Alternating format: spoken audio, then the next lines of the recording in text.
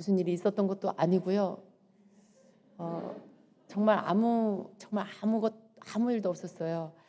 어떤 그런 것들이 아니에요. 그냥 주님이 하시는 일이라 저도 좀 주님 지금 주님이 하시는 게 뭔지 제가 잘 모르겠어요. 주님 이렇게 왜 이렇게 하시나요? 라고 이렇게 여쭙는데도 계속 눈물만 주시는 거예요. 계속 눈물만 주시고 계속 마음에서 감사가 자꾸 흘러넘쳐서 그냥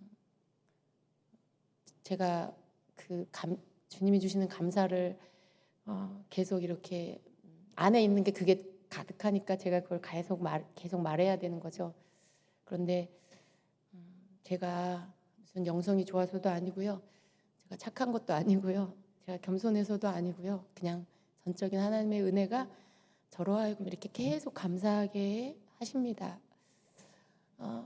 그냥 하나님이 우리에게 주시는 오늘 밤에 주시는 은혜인 것 같아요.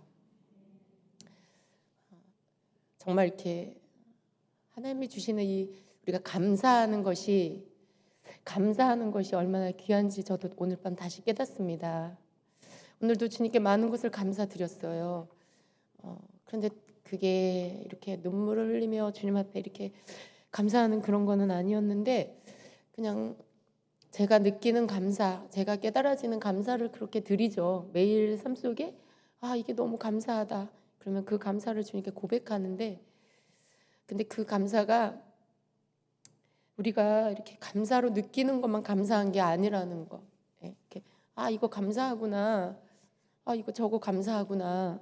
그것만 감사한 게 아니라 우리가 느끼지 못하고 아직 그게 이렇게 깨달아지지 않아도 감사가 그냥 이렇게 널려 있는 그 모든 게 감사한 거라는 거. 그 모든 게 정말 하나님의 은혜라는 걸 그걸 이렇게 마음에 부어 주세요. 그래서 감사를 너무 감사하니까 감사가 너무 넘치면 그게 그냥 눈물로 이렇게 넘쳐 나오는 거구나라는 것들을 다시 한번 이렇게 깨닫습니다. 그런 것 같아요, 여러분. 감사가 너무 크니까 너무 많으니까 뭐 이렇게 말로 주님 이거 감사해요라고 말하는 게 그렇게 큰 의미가 없는 것 같아요. 주님 이거 감사해요. 저거 감사해요. 그게 그렇게 무슨 큰 의미가 없는 것 같아요.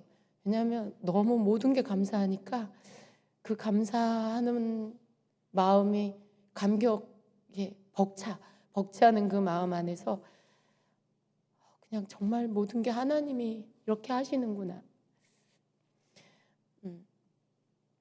여러분 제가 하나님 은혜가 아니면 이런 것들을 인지하고 정리해서 이렇게 뭐 정리가 잘 안 되긴 했지만 이렇게 말을 하고 표현을 하고 이렇게 하는 것들을 어떻게 할 수 있겠어요? 여러분 정말 우리가 뭔가를 할 수 있는 모든 게 하나님의 은혜입니다. 우리가 할 수 있는 모든 것들이 은혜고 존재하는 모든 것들이 하나님의 은혜예요. 때때로 여러분 불안하지 않습니까?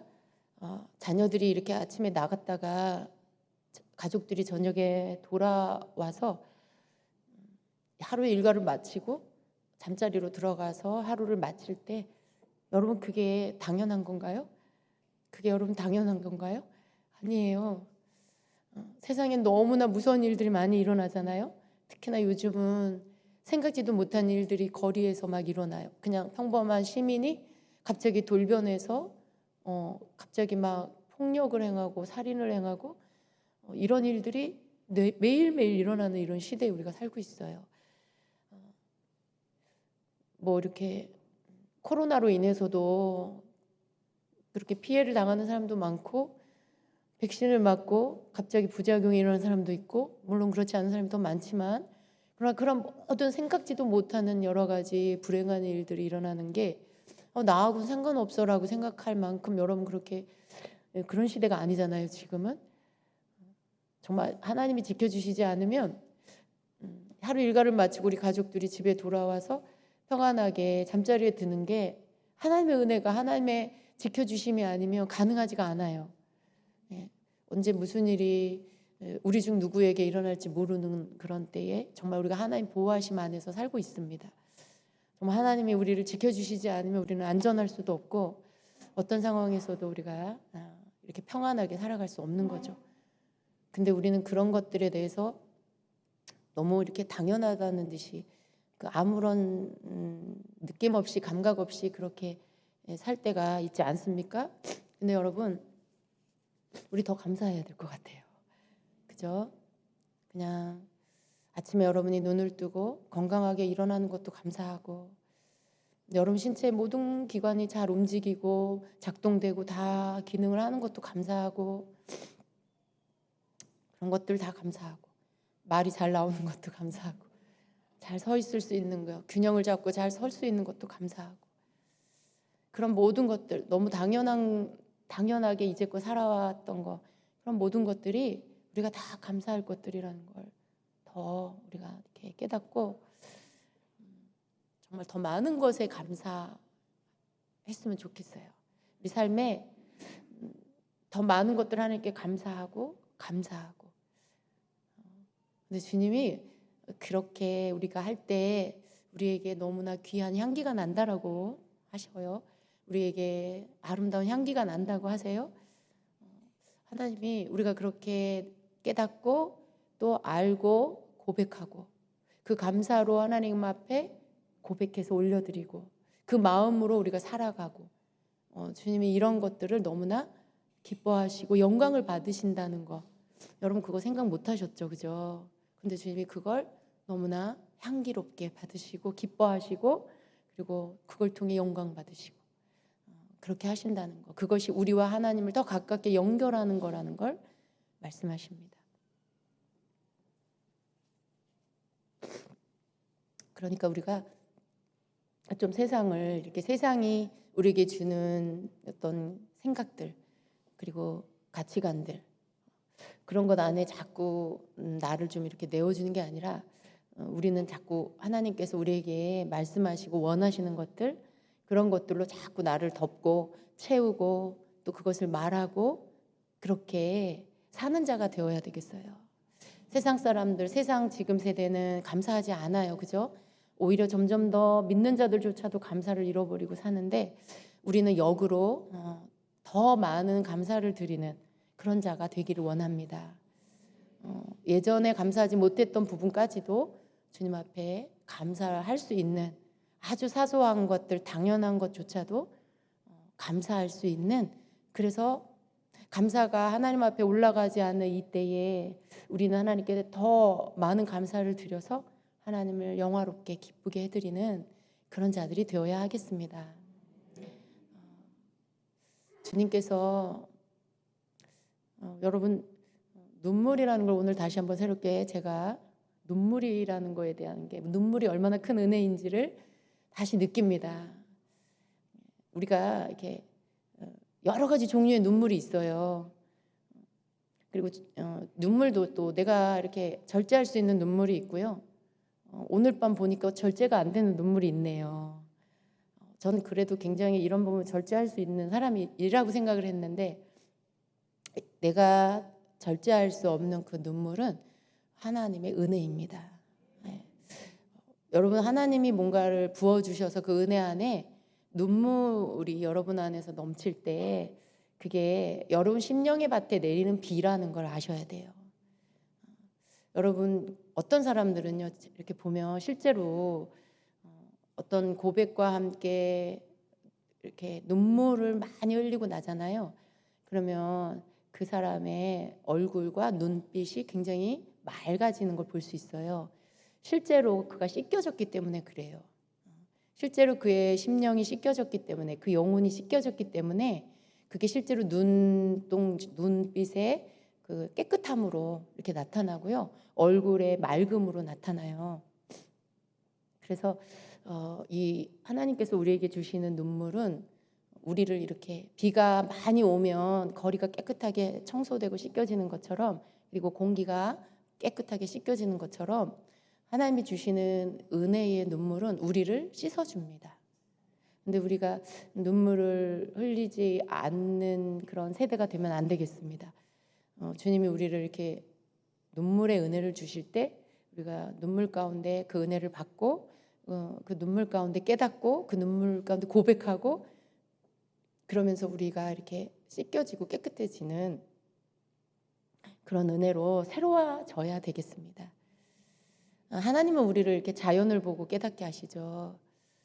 가물었을 때, 비가 오지 않은 땅을 볼 때 굉장히 딱딱하잖아요. 굉장히 딱딱하고 너무 딱딱하고 가물어서 물기가 없어서 이렇게 쩍쩍 갈라진 것들을 보게 될 때도 있죠. 가물었을 때.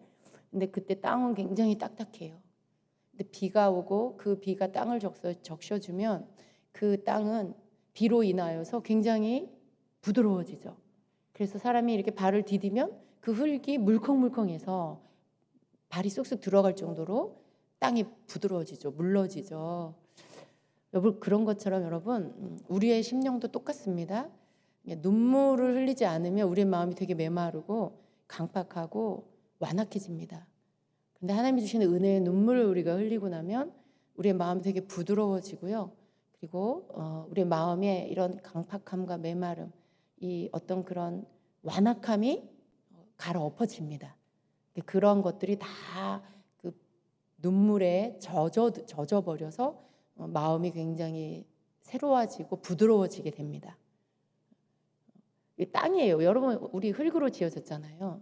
하나님이 흙으로 지으셨잖아요.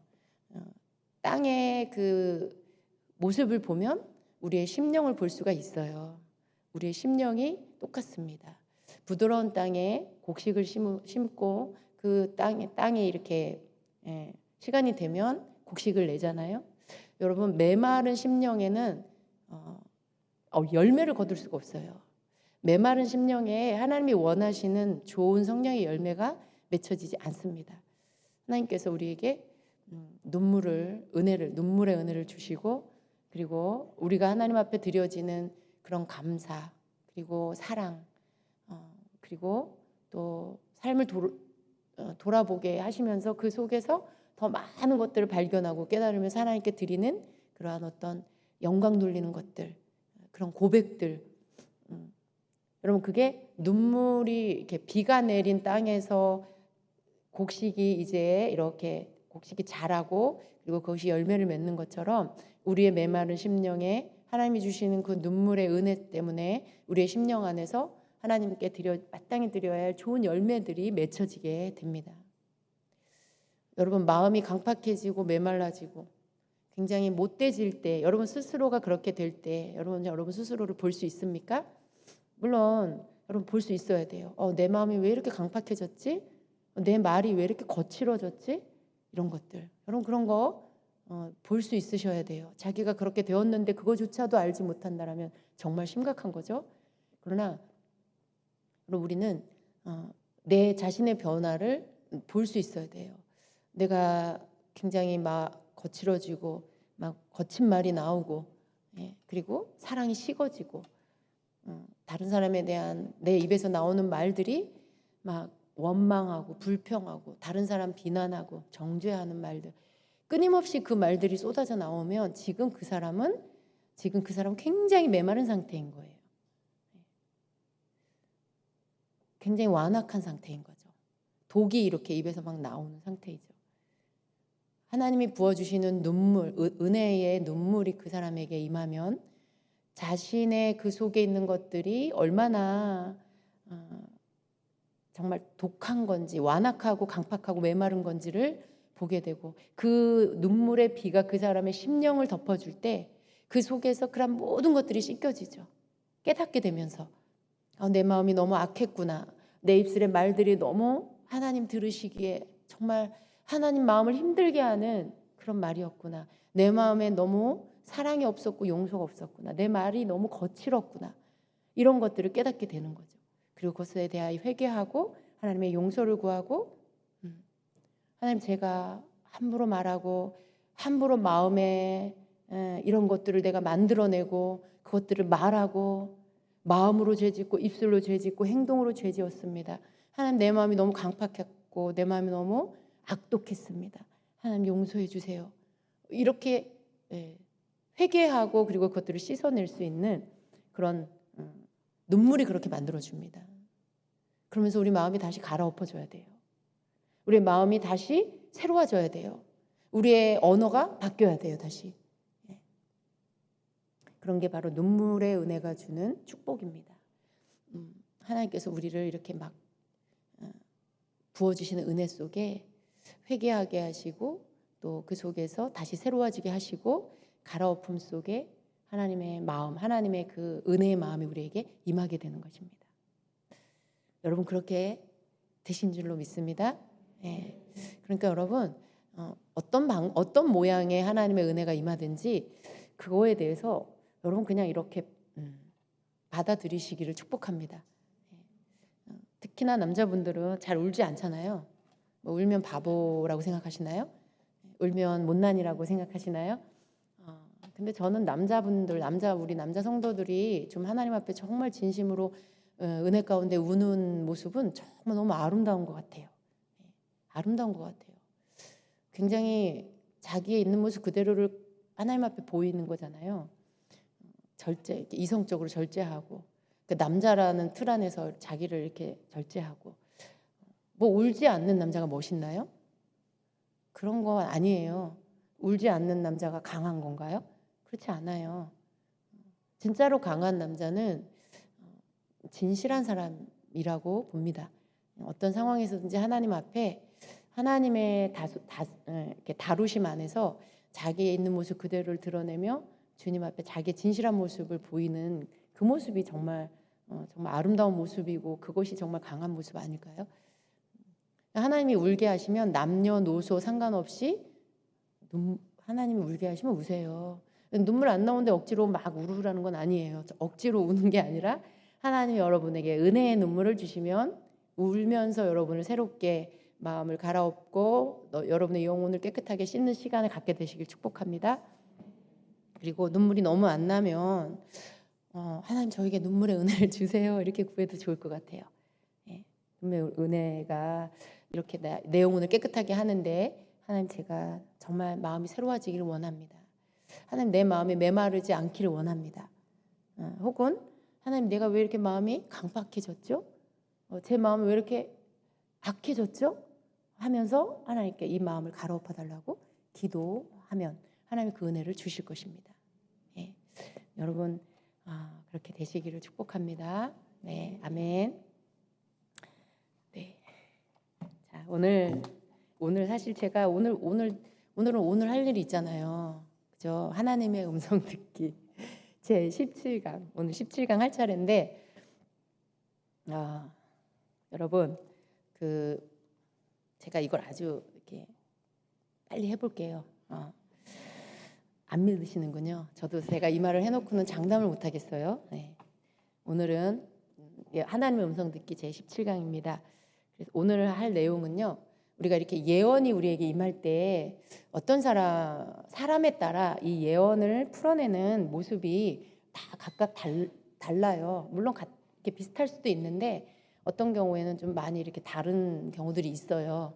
어떤 사람은 막 선포하듯이 쏟아져내는 그런 예언을 하는 사람이 있고 어떤 사람은 예를 들어 여러분이 예언 활성화를 한다. 서로에게 예언을 해준다거나 이렇게 하면 어떤 사람은 이렇게 한 단어 하나를 받을 수도 있고 환상 한 편은 사진 한 장 같은 그런 한 장의 환상을 볼 수도 있고 어떤 사람은 성경 한 구절을 받을 수도 있고 그런 타입으로 그런 어떤 형태로 예언을 받는 사람도 있어요. 그리고 그렇게 표현하는 사람도 있어요.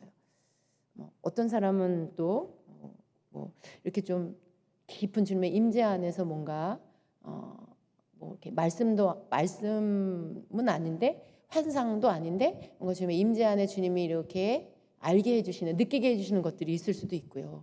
그런 여러 가지 예언의 말씀이 주어질 때 그것이 나타날 때 다른 형태들이 있습니다. 근데 대부분 보면 사람들은요 부러워해요. 어떤 걸 부러워하냐면 막 쏟아져 나오는 예언이 나타나는 스타일에 좀 부러워하는 경향이 있어요. 뭔가 좀 더 강력해 보이고 그게 더 좋아 보인다고 생각을 하겠죠. 그런데 여러분 그건 그냥 여러분이 결정하는 건 아니에요. 그냥 그건 주어지는 대로 하는 거죠. 예. 막 예언이 이렇게 막 안에서부터 솟구쳐 올라와서 터져 나오지 않는데 어떻게 내가 그렇게 할 수 있겠어요? 그건 내가 할 수 있는 일이 아니잖아요. 그렇게 주어질 때 그런 것들을 할 수 있는 거죠. 그래서 이런 종류의 여러 가지의 다른 형태의 예언이 나타날 때 다른 모습들이 있다는 걸 오늘 함께 나눌 겁니다. 그래서 거기 종류 안에 보면 지금 이제 제가 몇 가지 나누려고 하는 이 내용은 구약 성경에서 예언의 형태, 예언이 나타나질 때의 그 형태를 히브리어로 표현한 단어들이에요. 그 가운데 이제 나바라는 형태의 예언이 나타나는 형태가 있어요. 이 나바라는 단어가 구약 성경의 예언에 대한 표현을 할 때 제일 많이 사용이 됐어요. 435회나 이 단어가 사용이 됐습니다. 근데 이 단어의 뜻이 뭐냐면 거품이 일다, 거품이 일다, 그리고 솟구쳐 오르다, 이런 뜻이에요. 그러니까 그 단어의 의미 그대로, 그 모습 그대로 예언이 주어졌을 때 그 예언이 나타나는 모습이 거품이 막 일어나는 것 같은 그런 모습으로, 뭔가 안에서부터 솟구쳐 오르는 것 같은 그런 모습으로 예언이 나오는 것을 말합니다. 막 물이 끓어올라서 넘치는 것 같이 그렇게 속에서부터 강력한 어떤 그런 예언이 쏟아져 나오는 이런 형태의 것을 나바라고 합니다. 대부분 또 이런 것들이 어떤 강력한 예언의 영이 임해서 예언을 하게 될 때 이런 형태로 나타납니다. 그래서 여러분 이런 형태의 예언, 나바라는 형태가 있는 거예요. 난 저렇게 할 거야. 나는 뭐 다른 방법, 난 좀 더 이렇게 교양 있는 모습으로 할 거야. 그러니까 여러분이 그걸 이렇게 선택해서 결정하기가 어려워요, 여러분. 그러니까 이런 게 그냥 있는 거예요. 그리고 그렇게 주어지면 그렇게 하는 거고, 그렇게 안 주어지면 안 나타나면 그렇게 안 하는 거고, 그렇습니다. 그래서 아모스 3장 8절에 보면 하반절에 아모스 3장 8절 다 앞에서 보면 사자가 부르짖은즉 누가 두려워하지 아니하겠느냐, 주 여호와께서 말씀하신즉 누가 예언하지 아니하겠느냐, 이렇게 말씀할 때 여기에서 이 예언이 바로 나바라는 단어로 이렇게 표현했습니다. 그러니까 뭐예요? 여기에서 말씀하는 예언에 나타나지는 모습은 솟구쳐 오르는, 물이 막 끓어오르는 것 같이 그렇게 쏟아내는 그런 예언으로 하는 모습을 말하는 것이겠죠. 그리고 두 번째는 나타프의 형태가 있어요. 나타프라는 히브리어는 그 뜻이 물방울이 떨어지다라는 그런 뜻이에요. 물방울이 한 방울 한 방울 이렇게 떨어지는. 여러분 그런 거 많이 보셨죠? 비가 온 뒤에라든가 뭐 이렇게 물이 줄줄줄 막 쏟아지는 게 아니라 똑똑똑 이렇게 떨어지는 물방울 그려볼 수 있겠죠? 그건 여러분 굉장히 좀 조용한 모습이잖아요. 뭔가 이렇게 강력하지 않아요. 나바처럼 강력한 모습은 아니에요. 근데 물이 한 방울 한 방울 떨어지듯이 그런 형태를 말합니다. 그 뜻 그대로 물방울이 떨어지다라는 그런 뜻이에요. 구약에서 17번 사용이 되었습니다. 그래서 예언이 단어 하나 뭐 혹은 어떤 말씀 하나 왔는데 한참 있다가 또 하나가 오고 뭐 그럴 수 있는 거예요. 뭐 그림 한 편이 딱 보였는데 다른 게 안 보여 이제 그런 거죠. 그냥 물 한 방울 한 방울 이렇게 떨어지는 어떤 그런 모습입니다. 그래서 이 나타푸는 예언적 말씀이 예언한 사람에게 이렇게 조금씩 내려오는 거예요. 천천히 시간을 두고 이렇게 물이 떨어지듯이 한 방울씩 떨어지듯이 그렇게 임하는 그런 모습을 말하는 것입니다. 그래서 이것은 굉장히 천천히 그리고 조용히 이루어지는 과정이라는 거죠. 어떤 분은 그래서 우리는 좀 기다림이 필요해요. 우리가 이렇게 예언을 하게 됐을 때 어떤 사람은 좀 빠르게 나오지 않잖아요. 어떤 말씀이 주어졌는데 그거 한마디 했는데 또 아무런 것들이 주어지지 않아. 금방 이어서 안 나올 수 있어요. 한참 있다가 또 어떤 말씀이 주어질 수 있어요. 그러니까 그런 식으로 조금 천천히 조용히 이루어지는 그런 과정이 필요하다라는 것이죠. 그래서 나바와 비교를 하면 나바는 하나님의 말씀이 막 이렇게 거품이 부풀어 오르는 것처럼 솟아나는 그런 것이라면 나타푸는 하나님의 말씀이 물방울처럼 예언자에게 한 방울 한 방울 떨어지는 것이라고 할 수 있습니다.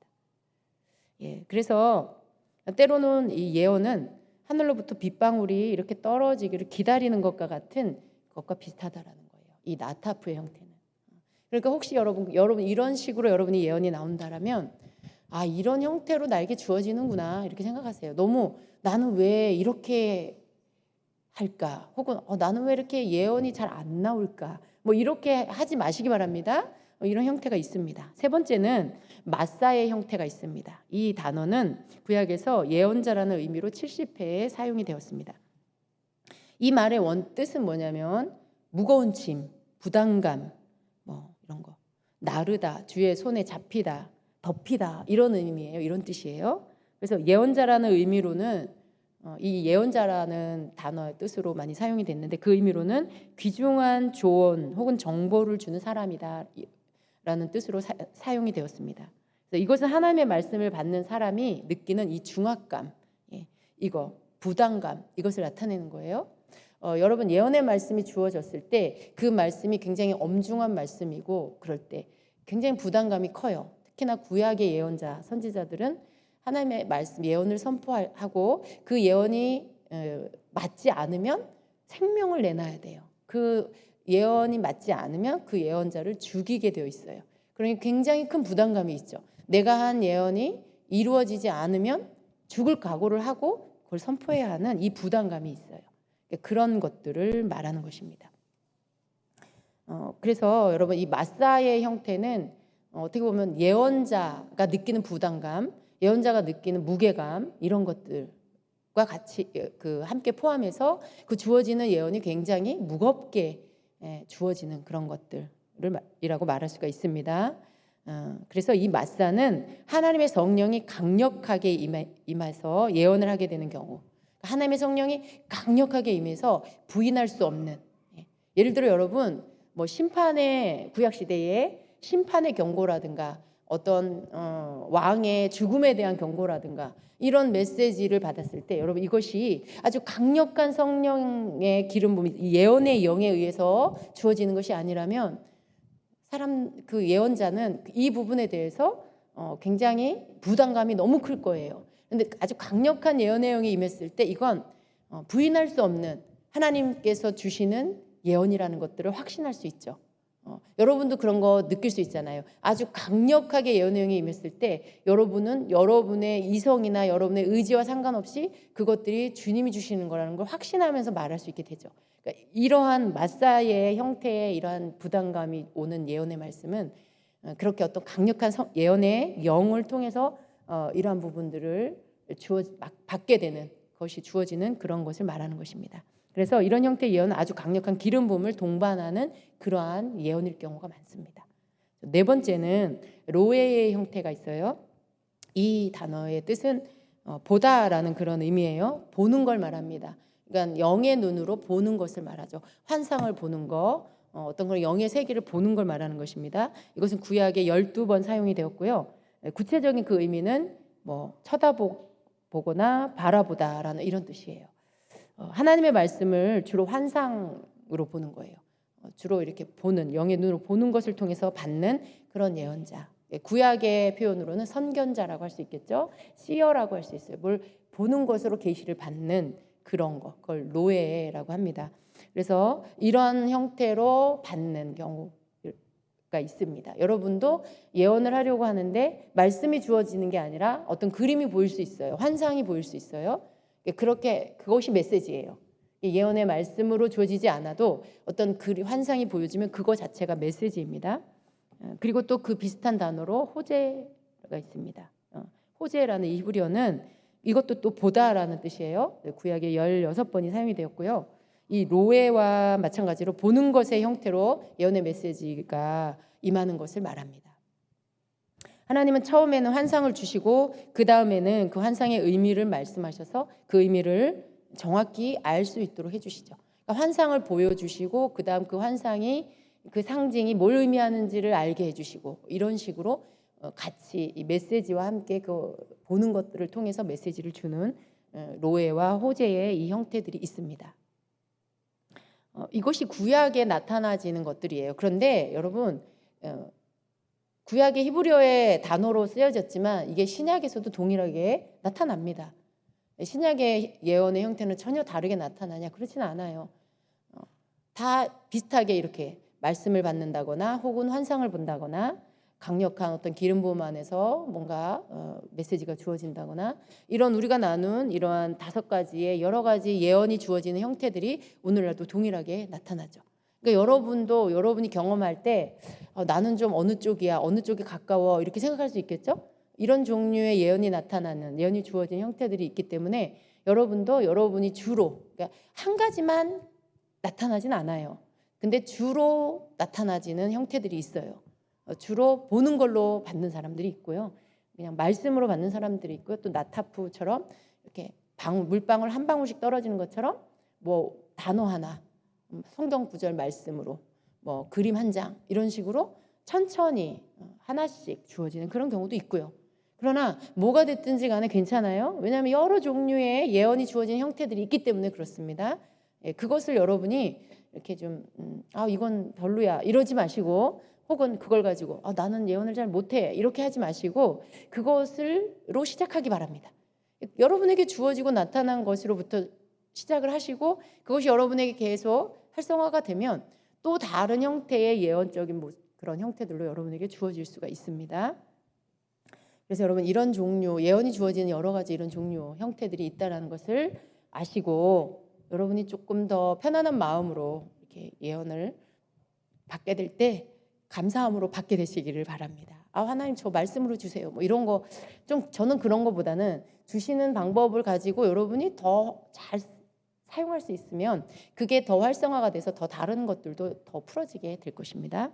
그리고 어떤 게 더 좋고 어떤 게 더 안 좋고 우열이 없어요. 이런 게 뭐 우열이 있는 게 아니에요. 중요한 건 그 내용이죠. 여러분이 받게 되는 내용이 정말 중요합니다. 여러분이 예를 들어 어떤 단어 하나를 받았는데 그게 그 예언을 받는 사람에게 굉장히 중요한 어떤 단어가 되면, 그 사람에게 지금 꼭 필요한 것들을 표현한 어떤 단어가 되면 여러분 그건 그냥 긴 예언보다도 더 강력한 거예요. 여러분이 본 환상 한 장면이 그 사람의 삶에 전곡을 찌르는 그 어떤 메시지가 된다라면 여러분이 막 여러 말로 하는 어떤 예언보다 그것이 그 사람에게 더 그 사람을 강타하게 되는 그러한 예언의 메시지가 되는 거죠. 성경 한 구절이 그 사람에게 깊이 박히고 계속해서 그 사람을 붙들어주게 된다라면 그건 아주 강력한 예언이 되는 것입니다. 그래서 어떤 형태로 주어지든지 간에 여러분은 그걸 여러분 스스로 우열을 이렇게 가리지 마시고, 어떻게 하나님이 주시는 계시가 우열이 있겠어요. 모든 것들이 다 귀하죠. 그죠? 모든 것들이 그 시간에 적절하게 그 사람이라는 통로를 통해서 하나님이 주시는 거기 때문에 여러분이 주어지는 것대로 그것을 여러분의 믿음에 따라 사용하시면 되는 것입니다. 자, 그리고 또 신약의 이 예언에는 이 예언의 단계가 있어요. 수준이라고 말할 수도 있고요. 이 세 가지 단계적인 수준이 있습니다. 그래서 우리가 알고 있는 이 예언은, 우리가 예언 그러면 그 예언 안에서 모든 게 다 예언이고 예언의 은사다 이렇게 생각할 수 있는데 그렇지 않습니다. 세 가지의 단계가 있고요. 그 단계에 그 어떤 수준들이 있는 거예요. 우리가 수영장을 생각해 보면 여러분 수영장은 깊이가 다 다르죠. 얕은 그런 구간이 있고 그것보다 조금 깊은 구간이 있고 그것보다 더 깊은 구간이 있어요. 그래서 모든 사람이 편안하게 수영할 수 있는 그런 얕은 단계, 그 단계, 가장 얕은 단계에 해당되는 이 예언도 그런 단계가 있어요. 얕은 단계. 그러니까 이 단계는 예언의 영의 단계라고 할 수 있습니다. 예언의 영으로 예언을 하는, 그러니까 예언의 영이 임했을 때만 예언을 할 수 있는 그런 단계예요. 그래서 이러한 단계에서는 보통 이제 그 예언의 내용들이 어떤 거냐면 사람들에게 힘을 북돋아주고 사람들을 세워주고 그리고 위로해주고 이런 어떤 단계예요. 그 내용이. 그리고 이 단계에서는 뭔가를 지시한다거나 훈계를 한다거나 이런 것들이 아니에요. 이런 것이 아닌 간단한 말로 사람들을 축복하고 또 하나님께 영광을 돌리고자 하는 것, 이런 정도의 단계, 그러한 수준의 단계가 바로 이 얕은 단계, 수영장의 얕은 단계처럼 예언의 영이 임했을 때 하는, 그때 주어지는 것들로 하는 예언의 수준입니다. 그래서 가장 얕은 단계 이 예언의 수준은 고린도전서 14장 31절에 보면 이렇게 말씀하죠. 너희는 다 모든 사람으로 배우게 하고 모든 사람으로 권면을 받게 하기 위하여 하나씩 하나씩 예언할 수 있느니라, 이렇게 말씀해요. 근데 여기에서 표현되어지는 이 하나씩 하나씩 모든 사람이 예언할 수 있다라는 이 말씀에 해당되는 게 바로 이 예언의 영의 단계, 가장 얕은 단계의 예언의 단계입니다. 그래서 예언을 한다고 해도 다 이 단계와 수준이 다르다는 거 우리가 그걸 이해해야 합니다. 예언을 내가 오늘 밤 예언을 했어. 나에게 예언의 은사가 임했어. 이렇게 말할 수는 없다라는 거죠. 은사의 단계가 또 있어요. 예언의 영의 단계, 가장 얕은 단계에서 모든 사람이 예언할 수 있는 그런 단계. 이 단계가 있고요. 두 번째 단계가 이 중간 단계예요. 그래서 이제 얕은 단계 그 깊이를 조금 더 들어가면 조금 더 깊은 단계가 나오죠. 깊은 그 수영장의 깊이가 나오죠. 마치 우리가 또 삼각형을 생각해 볼 수 있어요. 이 삼각형은 가장 밑에가 넓습니다. 가장 밑바닥의 단계. 그리고 조금 더 올라가면 중간에 올라가면 조금 더 좁아지면서 중간 단계가 있죠. 이 단계가 바로 중간 단계인데 여기가 바로 예언의 은사의 단계입니다. 예언의 은사의 단계예요. 그런데 이 단계에서는 예언의 영의 단계와는 좀 많이 다릅니다. 예언의 영의 단계에서 하는 그런 예언의 수준과는 많이 다르다는 것이죠. 그리고 대부분의 사람들이 어떤 특별한 시간에 특별한 목적을 위해서 예언이 한번 주어지고 끝나는 경우가 있어요. 그런 경우 그렇게 예언을 경험하는 경우가 있어요. 근데 이거는 이제 지금 이렇게 세 단계로 구분을 할 때 예언의 은사 단계는 아니라는 거죠. 예언의 영의 단계에서 예언을 하는 거고요.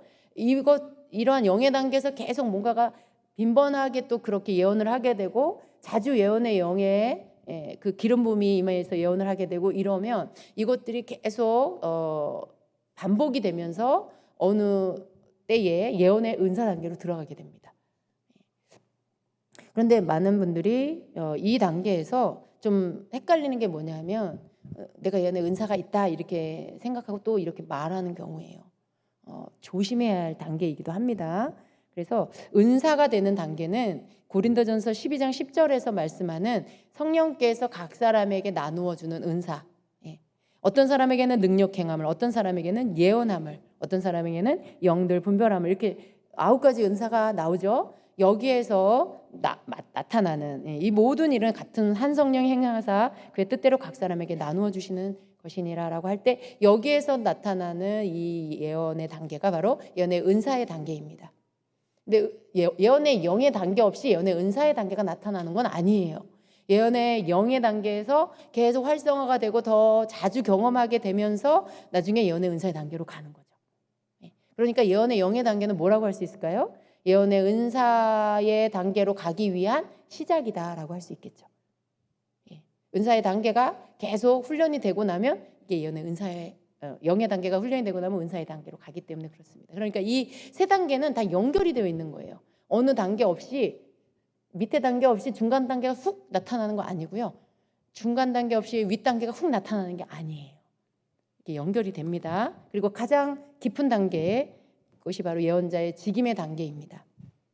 그래서 이 단계는 가장 깊은 수영장의 가장 깊은 구간이라고 말할 수 있죠.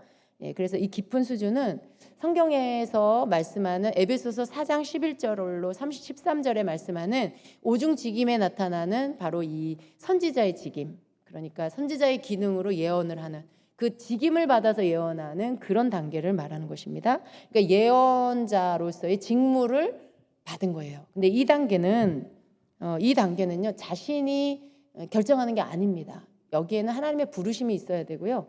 하나님께서 선택하셔서 쓰는 그런 어떤 사명적인 그런 단계인 것이죠. 그래서 에베소서 4장 11절에 어떤 사람은 사도로, 어떤 사람은 선지자로, 어떤 사람은 복음 전하는 자, 어떤 사람은 목사와 교사로 삼으셨으니라고 할 때 여기에 이 선지자에 해당되는 이 부분이 바로 직임의 단계, 예언자의 직임의 단계에 해당이 되는 것입니다. 그래서 이 직임을 받은 예언 사역자의 단계는 보다 더 깊이 들어가서 하나님의 말씀을 듣고 그분의 입술이 내는 초자연적인 영역으로 나아가는 것을 말합니다. 그러니까 이 직임의 단계는 좀 더 어떤 수준이 차원이 다른 것이죠. 그래서 이 단계에는 그러니까 이 사람은 그냥 예언을 하기 위해 하나님께 부름을 받은 거예요. 그의 사명인 거죠. 그의 직무인 거죠. 그래서 이렇게 이 단계에서 또 쓰임을 받는 사람은 거룩함과 순결함에 대한 관심이 굉장히 커지고요. 그리고 또 그리스도의 신부를 준비시키는 일을 계속 찾게 됩니다. 그러니까 어떤 좀 더 하는 어떤 그 추구하는 방향이 굉장히 좀 영역이 크고 하나님 나라 안에서의 더 큰 범위 안에서의 것들을, 그리고 미래적인 하나님 예수님 다시 오실 것에 대한 것들을 성도들을 준비시키는, 예언적인 것으로 준비시키는 어떤 그런 사역을 더 모색하게 되는 그런 단계입니다. 그래서 예언자라는 직무를 받아서 직임을 받고, 그러니까 직무라는 것은 그 사람이 하는 일이죠. 그래서 예언하는 직무, 그리고 직임이라는 건 안수하여 세워지는 걸 말해요. 공식적으로 그 사람이 그 일을 하는 사람이라는 걸 공식적으로 세우는 거예요. 그러니까 목사가 될 때 목사 안수를 받고 목사의 직무를 감당하는 것처럼 그렇게 예언자적인 그런 일을 할 수 있도록 직임을 받아서 서는 것을 말하는 것입니다.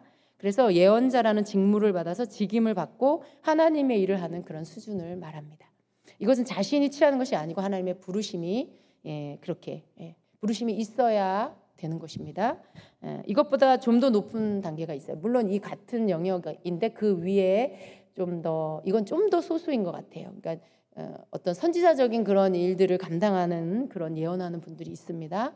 그래서 그러한 어떤 선지자적인 직무를 하는 그런 예언자는 어떤 교회나 도시나 또 국가, 뭐 이런 왕들, 대통령이나 이런 사람들, 이런 어떤 대상을 향해서 예언을 선포하게 되는 그러한 사람들입니다. 그래서 그들의 말이 어떤 그 나라를 향해서 또 그 권위자를 향해서 이렇게 말하게 되고 하나님이 듣게 하고 그 권위를 하나님이 주셔서 선포하게 하시는 그런 단계, 이게 선지자적인 그런 단계입니다. 근데 굉장히 소수입니다, 이 단계는. 그래서 이렇게 예언의 단계는 우리가 이렇게 수영장을 비유로 해서 이렇게 굉장히 그 깊이와 유사하다고 볼 수가 있어요. 삼각형의 모양을 생각해 볼 때 가장 밑에 단계, 그리고 그 중간 단계, 그리고 가장 그 삼각형의 뿔에 해당되는 그 가장 윗 단계가 있다라는 것입니다. 여러분이 예언에 대해서 좀 이러한 단계들이 있다는 것도 우리가 이해할 필요가 있어요. 그리고 여러분이 예언을 하든 안 하든 여러분에게는 필요한 게 뭐냐면 분별력이에요. 만일 여러분이 이러한 부분에 대한 지식이 없으면, 예를 들어 누가 어떤 사람이 예언을 하면 그냥 믿어버리는 경우가 있어요. 그냥 그 사람이 예언하는 내용이 어떻든지 간에 그렇게 어떤 주님이 주시는 말씀을 선포한다는 것 자체만으로 그냥 믿어버리는 사람이 있어요. 여러분, 굉장히 위험한 일이에요. 누군가에게 예언을 사역하는 그런 일은 여러분, 교회에서 세움을 받아서 해야 되는 거예요. 내게 예언이 나타난다고 해서 내가 교회 바깥에 나가서 내가 예언 사역을 하듯이 누군가를 막 예언을 해준다. 굉장히 위험한 일이고, 그렇게 하는 사람은 굉장히 교만하다고 말할 수 있어요. 그렇게 하면 안 됩니다. 자기 자신도 망치는 일이고요. 그렇게 해서 그것을 그냥 무조건 믿고 따라오는 사람도 굉장히 위험해지고 망치는 일이에요. 그렇게 하면 안 돼요. 예언이라는 것은 단기간에 사역을 할 수 있는 단계가 그렇게 이르는 게 아니고요. 교회적인 훈련이 필요하고 가르침을 받아서 그 인격과 함께 그 영적인 어떤 그런 신앙과 함께 성장해 가서 준비가 되어야 합니다. 내가 누군가를 사역한다. 우리 안에서 허락된 그 자리 안에서 우리가 하는 건 우리의 활성화하는 거예요. 훈련받는 시간이에요. 근데 내가 교회 밖에 나가서 예를 들어 성도의 어떤 가정에 가서 교회의 권위자의 허락 없이 내가 교회 성도에게 예언을 한다? 그럼 그것은 굉장히 위험한 일이에요. 그리고 성도 여러분은 뭘 알아야 하냐면 거기에 대한 분별력이 필요해요. 만일 누가 그렇게 여러분에게 예언을 해준다고 하고 그 예언의 내용이 어떤 지시를 하거나 뭔가 책망을 한다거나 뭔가 어떤 구체적이고 좀 더 디테일한 내용, 여러분의 미래에 대해서 뭔가 구체적으로 뭔가를 말한다라면 그럼 분별하셔야 돼요. 그 말을 그대로 믿으면 안 됩니다. 그리고 그런 것들을 허용해서도 안 돼요. 교회에서 목사님이 예언 사역자로 세우셨나요? 라고 물어보세요. 그렇지 않으면 여러분 그것들을 허용해서는 안 돼요. 그렇게 하는 건 서로에게 굉장히 좋지 않은 일이고요. 다른 영이 역사할 수 있습니다.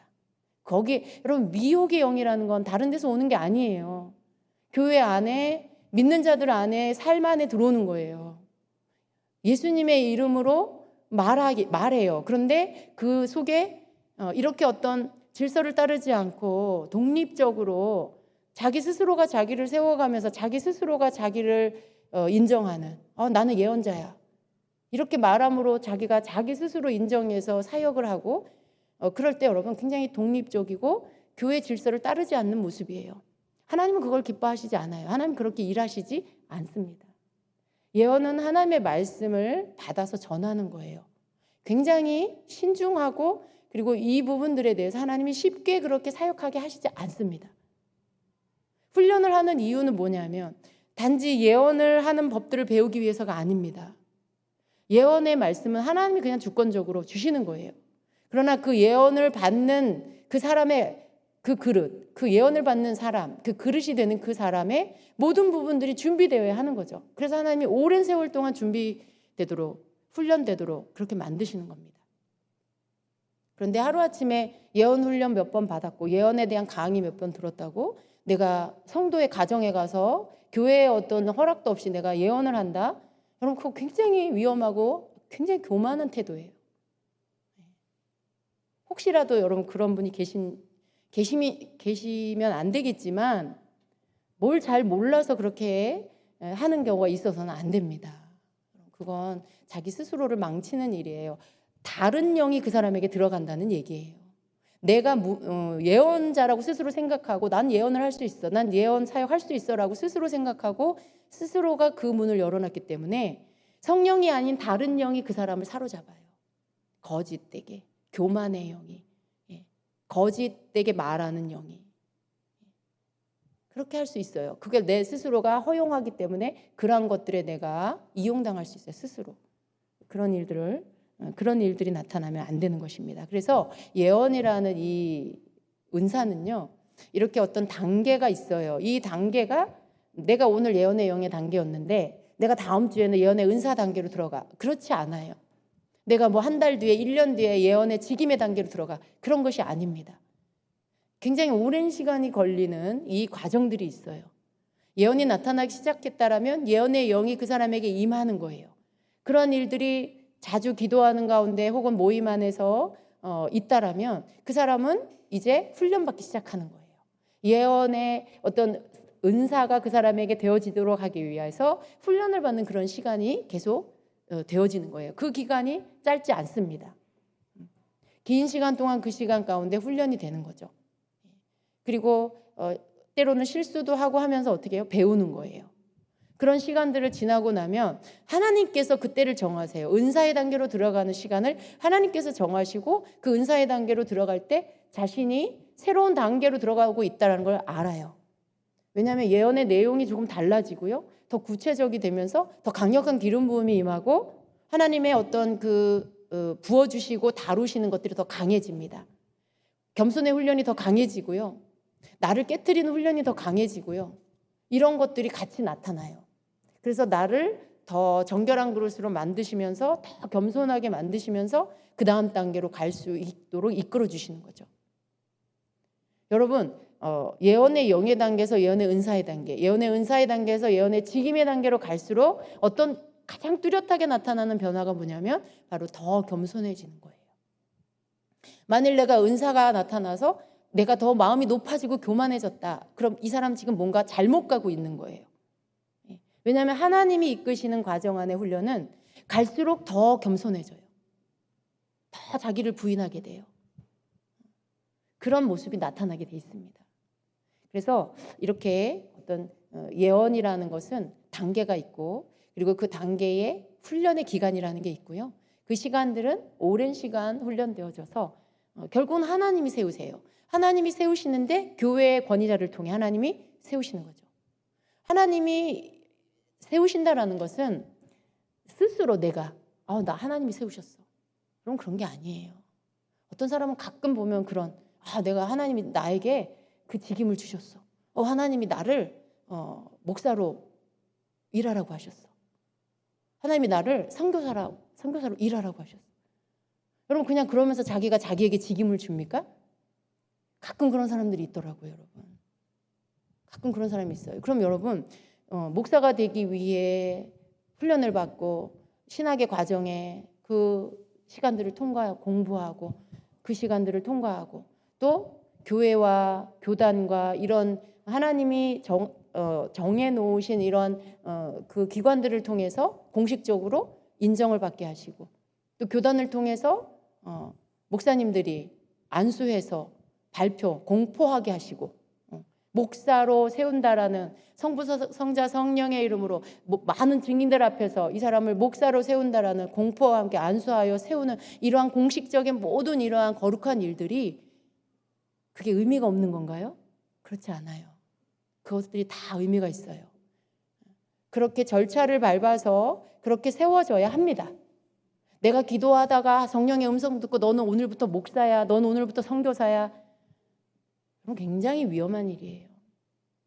만일 그런 음성을 들어서 목사가 돼야 한다면 처음부터 밟으세요. 절차를. 자신을 준비하세요. 그 과정을 다 준비해서 그 과정에 공적인 그런 모든 것들에 대한 것들을 본인이 다 이수하고 그리고 안수받고 공포되어진 증인들 앞에서 자신이 그 모든 것들을 받았다라는 것들을 보이고 그런 다음에 그 일을 하는 것입니다. 근데 여러분 오늘날 이런 사람들이 가끔 있어요. 스스로 자신에게 자기가 직임을 줘. 그리고 하나님이 그렇게 하라 그랬다 그래. 아닙니다, 여러분. 그거 교회를 통해서 하는 여러 가지 하나님이 하게 하시는 일, 그런 건 하나님이 교회에 주신 권위를 가지고 주님의 이름을 하는 거예요. 이거 굉장히 중요한 일이에요. 그냥 누가 개인적으로 누구 세워서 네가 해. 여러분 그런 거 아니에요.